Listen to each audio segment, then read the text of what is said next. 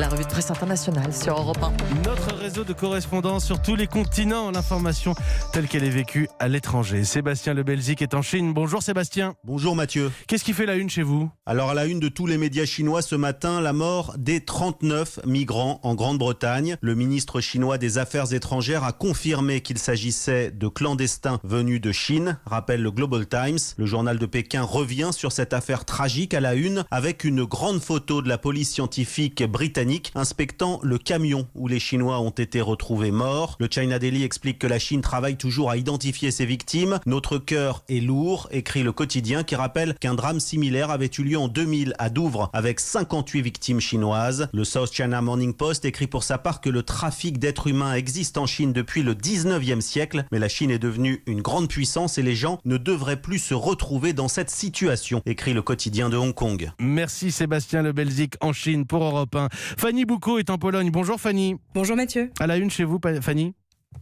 Ici aujourd'hui, c'est le Tczowe Piątek, le vendredi arc-en-ciel dans les écoles polonaises. Depuis 4 ans, certains établissements décident de lutter contre l'homophobie. Des cours optionnels, en accord avec les professeurs et les parents, sont donnés. L'année dernière, 200 écoles y ont participé, ce qui est peu.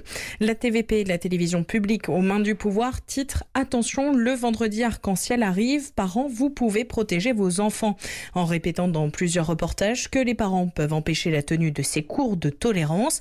L'Église catholique très influente en Pologne ne veut pas de ce vendredi arc-en-ciel, comme beaucoup de députés du parti au pouvoir.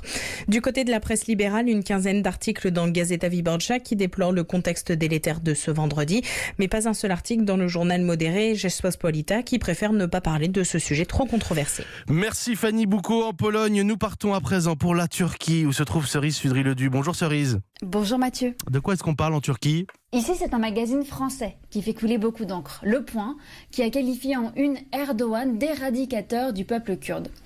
Alors ce matin, la presse se félicite de la réponse très dure du gouvernement turc. Elle reprend en cœur les tweets du porte-parole d'Erdogan accusant la France, par exemple, d'inaction face au génocide rwandais et disant qu'à ce titre, elle n'avait pas de leçon à donner. Alors les journaux n'ont pas de mots assez durs pour qualifier la une du Point, scandaleuse, islamophobe, mensongère. Une journaliste proche du pouvoir appelle même dans un tweet à faire le nécessaire contre le magazine. Alors à travers le Point, c'est incontestablement la France qui est visée et manifestement les médias turcs ne comprennent pas vraiment le concept de liberté de la presse.